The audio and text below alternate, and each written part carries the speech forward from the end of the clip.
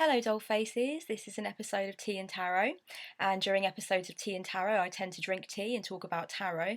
And for any new subscribers who are watching this episode and haven't managed to watch any Tea and Tarot that I've filmed previously, basically the premise of an episode like this is just to select a popular topic for personal development or to try and improve our lives, and then select 6 tarot cards which I feel have good general messages that kind of gear towards that topic. So that's generally the lines that it goes along. And today I'm drinking Women's Energy Tea, which contains hibiscus, angelica root, and ginger, which is very invigorating and very lovely. It's one of my new ones that I bought from Yogi Tea. And the little label on it says, "Love is the highest of all virtues," which I very strongly agree with. I'm not going to have a sip right now because I've only just made it, so it's going to be extremely hot.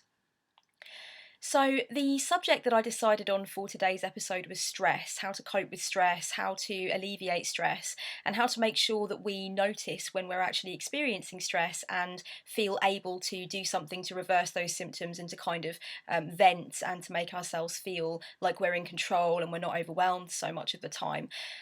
Stress, I think, is normally the point at which pressure, which is kind of healthy and challenging and exciting and motivating, flips over into something toxic, something that we can't deal with, something that is really overwhelming, something that is too much for one person, or that we're struggling to get a handle on emotionally.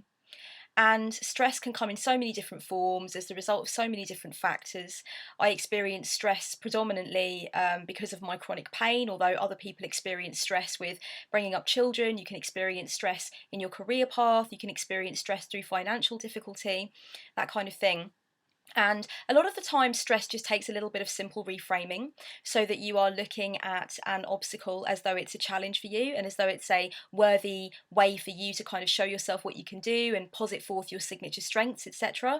And other times, stress is the result of you simply not admitting that you've put too much on your plate or simply not feeling willing or able to relax and take some distance and take a step back. So I'm hoping that the 6 cards that I've chosen for today's episode are going to go some way towards exploring all of those different themes under the umbrella of stress. The first card that I selected was the Three of Cups. Now, the reason I've selected this card is that I really feel that it's important when we're going through stress, when we've identified that we're experiencing symptoms and feelings of stress, to get the right kind of help, to feel that we can turn to people around us and actually express what we're feeling, talk about what we're going through, either to get emotional support or to take pragmatic advice from people who've been in our particular situation. But the other reason that I selected the Three of Cups is because the Three of Cups is an image of society and community and friendship and gatherings and social dynamics between people. And I often find that that can be a cause of stress for some people, that they haven't got enough time to be on their own, to reflect on what's going on within the social dynamics that they're involved in. Maybe they get too much outside advice, too much unsolicited guidance, too many people saying different things, too many people giving different advice that's conflicting. And maybe they need to actually check in with their own intuition, which normally takes a little bit of distance and a little bit of solitude in some sense. I also feel that the Three of Cups can sometimes pertain to those connections and relationships which are unhealthy, either because there's a codependency there or because there's that certain person that always wants to hit those hot button issues with you, those topics, maybe in religion or politics, that always make you feel angry and make you feel stressed. Or maybe you feel that you've tried to reframe a situation with a certain person, and it's clear that it's not going to help, that in fact what you need is to schedule in less time with that person because your characters fundamentally clash to an extent, and also to place certain positive techniques into being so that when you do have to spend time around that person, you can do so without feeling that you're going to take things that they say personally, or that you're going to act in a way that's not in alignment with your core principles, for example, going into a rage, that kind of thing. So I think the Three of Cups has a few different messages in it that are quite helpful for those that are going through stress, particularly when they haven't noticed that it's to do with social dynamics, or when they find that they're taking their stress out on the people close to them. So really this card deals a lot, I feel, with social dynamics and the essence of being around other people while you are stressed, and also the importance of recognizing when it's those people themselves that actually have some kind of negative effect on you. And remember, this is not to do with them taking your power, it's more to do with you giving them your power. You know, you're giving them the power to irritate you or to make you feel like you want to scream or you want to run away, when in reality, reframing and working out what the crux of the issue is with that other person is going to be the most helpful thing. And distance, of course, as well, can be very important so that we can tune in and check in with ourselves without having that constant babble. Sometimes we need to filter out what's going on around us and just visit our strong central core and see how we feel after we do that. The Ten of Wands I selected for obvious reasons, really. It's about taking on more than you can possibly handle. It's about burning the candle at both ends, perhaps. Maybe about having a fear of delegating in your projects and your tasks and your responsibilities. You'd rather do it all of yourself to make sure that it gets done to your standard. Maybe you worry about asking for assistance. Maybe you worry about how people will perceive you if you need guidance or if you need help or if you need to take a rest. And a lot of these kinds of issues have to do with conditioning from our childhoods or from our formative years. A lot of the time, we might see the adults in our young lives taking on the weight of the world and feeling completely unable to ask for help or to delegate in some way or to say, hey, you know what, I've had my fill with that, I can't do any more. And when we see adults in our young lives and our formative years behaving like that, we take a template of that and we think that it, in some sense, makes us stronger if we behave that way, or we think that asking for help is somehow associated with weakness. So we can carry that on into our adult lives, really without even questioning why we're doing it. I think it's important to take a look too at whether or not there are places in your life where you just really need to prioritize.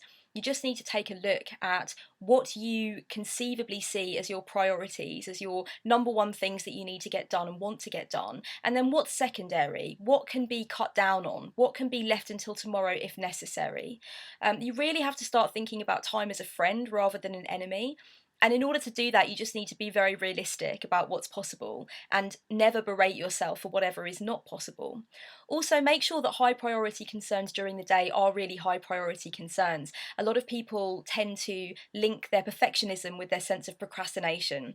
So they might have something that they really need to do and want to do. Maybe it's a passion, maybe it's something for work, but they'll put it off because they're worried that if they start it, it won't be as perfect as they want it to be. And they'll instead prioritize things like washing up or checking something online or whatever it is that's not really in a sense the priority. It's not what you really want to get done by the end of the day, but you prioritize it because it makes you feel safe in terms of ensuring that there is no failure or disappointment when it comes to that big thing that you really wanted to spend your time on. The Three of Swords I selected because it has quite a strong theme of communication and authenticity. The Three of Swords obviously is an image of heartbreak, it's an image of disappointment, it's an image of sadness in some way. But this heartbreak is normally heartbreak that can be prevented. And it can be prevented through being assertive, through being upfront, through being straightforward, through really using your words to communicate what it is that you really feel and go forth from there. So I really feel that one of the messages with the Three of Swords when it comes to stress is being honest about what you've taken on that you now need to lay to one side. Being able to say no to people around you who are asking you for extra help or extra input or asking you to take on more than you can possibly handle. I also think it's important to be authentic about what your other responsibilities are and why it is that you can't fit certain things into the timetable, although you should never feel that you owe anybody a direct explanation if you don't feel that that's appropriate. However, I do think that sometimes communication is a very undervalued asset when it comes to asserting ourselves and explaining that we only have this much time in the schedule and we have this much time that's for us. And that's kind of how it is. So I think sometimes communication can be an underrated way of getting to the heart of something very quickly and ensuring that you state your case and let those people know what your boundaries are, what your limitations are, and when they've been breached. And the other thing about the Three of Swords is it's about communication with you yourself. Are you checking in with yourself? Are you having those important conversations with yourself where you notice that you're taking on too much and you say to yourself, okay, I need to step back at this point. This is not healthy. I'm not getting any time to relax. I'm not getting any time to refuel or rejuvenate, and it's not healthy for me. I think it's important when we go within to have those words of comfort and love and support for ourselves, and also to engage in inner dialogue. Question the reasons why you're performing an action on repeat, even though it's making you stressed. Question the reasons why you feel that you can't tell a certain person, no, I can't do this, I need to relax. Question the reasons why the dynamics are as they are within every aspect of your life, and why you continue to allow that status quo to go on, even though it's apparently become emotionally untenable for you and it's causing you a lot of stress. once we get down to the root causes of why we allow certain cycles to continue on repeat without questioning and without changing, then we really have something to start from. And a lot of the time, people want to avoid that work or kind of jump over that work because it means that we have to go within and we have to do a lot of work on ourselves. And of course, this means that we have to compromise some of the time that we spend going towards our material pursuits or our pursuits in the physical realm, our pursuits to do with work or to do with success in some outer way. Obviously, yes, inner work does take time and it does take patience, and it is going to take the heat for a little while off of whatever you're doing with work or whatever you're doing with your career plans, etc. Inner work does mean maybe that you won't spend so much time focused on making money for a certain period of time because you're looking more into meditating and getting to grips with your core issues and the root causes for your limiting beliefs, etc. So it is something that you need to dedicate time to.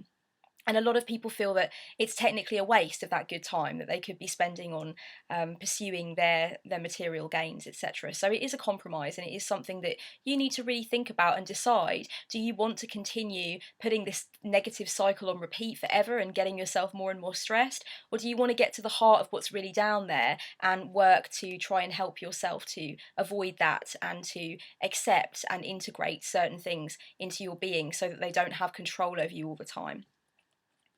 I selected Temperance because I felt that it gave me a theme of balance. Temperance is often about moderation, it's about balancing things one with another, and it's about understanding how to use your energies so that they create something harmonious and so that you can enjoy inner and outer equilibrium. Stress is often the result, a lot of the time, of taking one thing, one aspect of your life, one aspiration or one goal or one worry that you have, and blowing it up out of all proportion so that the other parts of your life don't really get a look in. And unfortunately, this means that you're often stripped bare of your inspiration, you're stripped bare of your support systems and your ability to be rejuvenated and refreshed and revitalized. Your biorhythms might get all kinds of screwed up because you think it's more important to spend all hours of the night awake, focused on something for work, when really you should be allowing your body to recharge and refuel. Balance is very misunderstood. A great many people think that, for example, the work life balance is about being completely balanced 50-50 between work and anything else you do outside of work. Or, for example, I use a technique or modality, I suppose you could say, called the Wheel of Life with some of my clients. And I ask them to take a look at all of the different areas on the Wheel of Life and mark from 1 to 10 how much time and attention and focus those different aspects get and how happy they are with them. And what I'm looking for with that kind of exercise is I'm not looking for them to have a completely equal span of attention placed in every single segment of the Wheel of Life. That's not the point. What I'm looking for is for them to assess if it feels balanced for them. Balance is a very personal thing. One person might feel that a couple of hours a week pursuing their hobby is fine, and the rest of the time they can dedicate to work and maybe work some later evenings, etc., put in some overtime.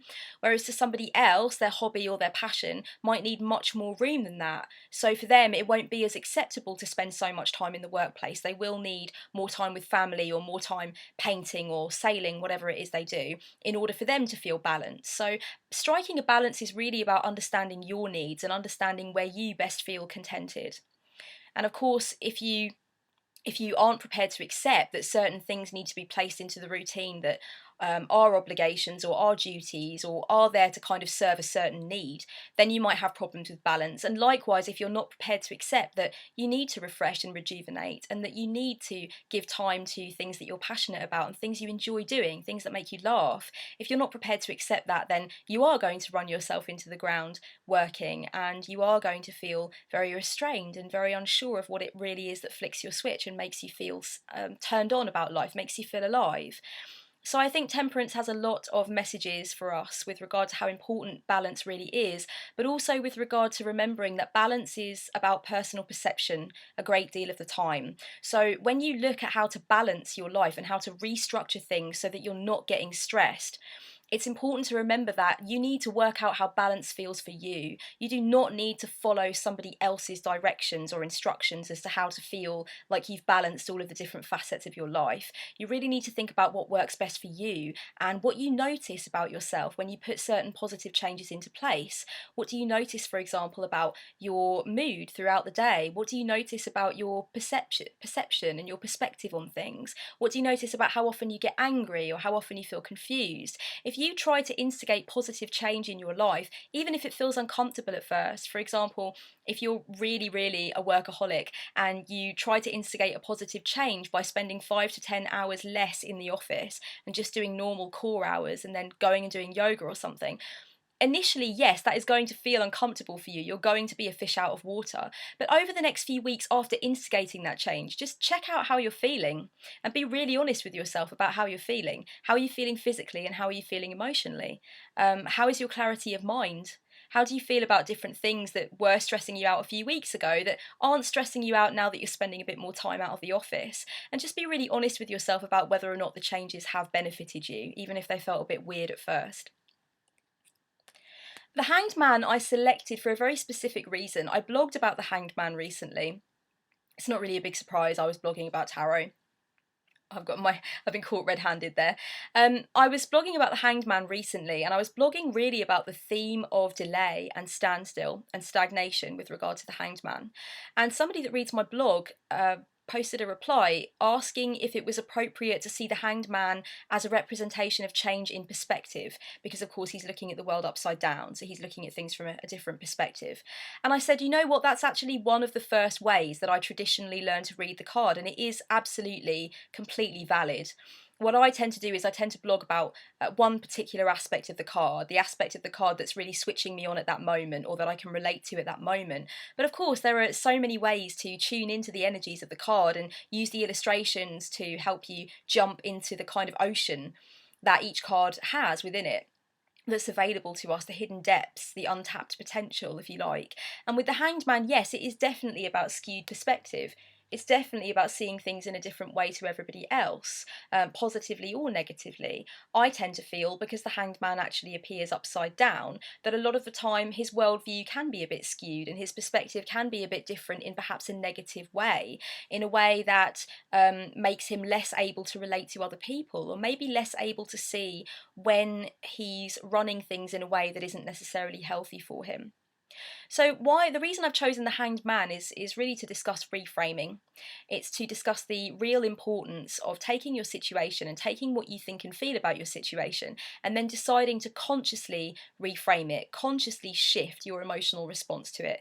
For example, this is a really widely used one in positive psychology. If you're stuck in a traffic jam and all you can do is stress about it, it might be best to reframe your situation so that you're thinking about how nice it is to have been granted with this unexpected chance to pause and reflect, right? There's nothing you can do, it's out of your control, but what a nice little 10 or 15 minutes that is completely something that wasn't your fault, that was out of your hands, where you can just sit and chill and just think about what you feel or check in with yourself or plan something. So, that positive reframing of a situation can be very useful to bolster confidence and bolster perspective and minimize stress. And at that point, stress normally goes back down to what I would call healthy pressure, in a sense.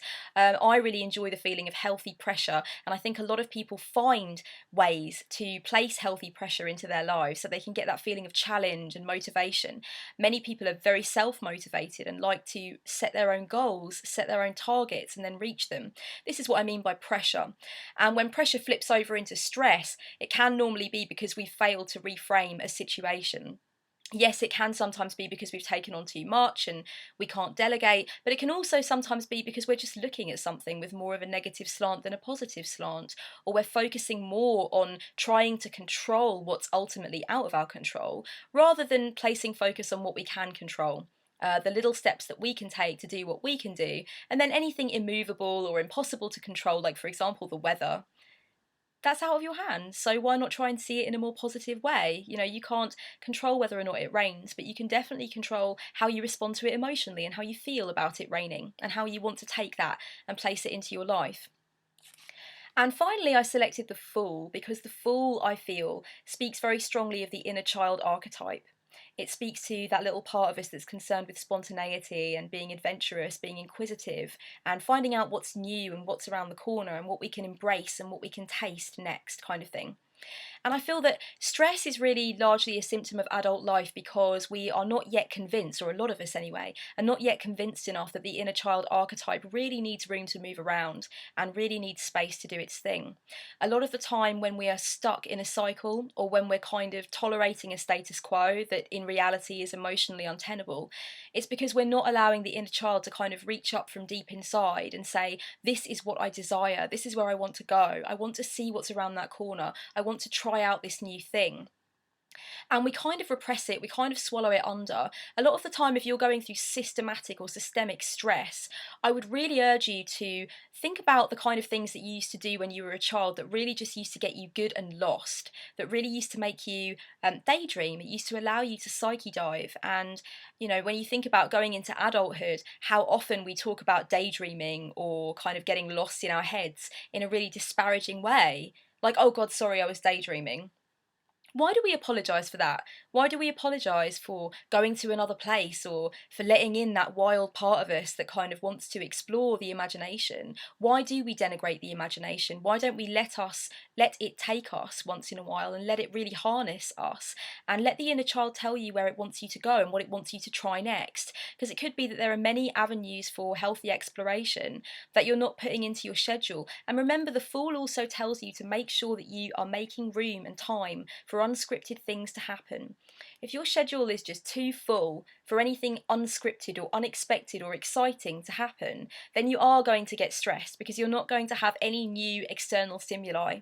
And so if your inspiration and your passion is really looking for things to grasp hold of, to change its perspective or make it feel like it wants to come to the surface and become a tangible creation, then you need to free up room in the schedule for unscripted things to pop out and kind of make you go, oh, I'm thinking about that in a different way now, and how refreshing is that?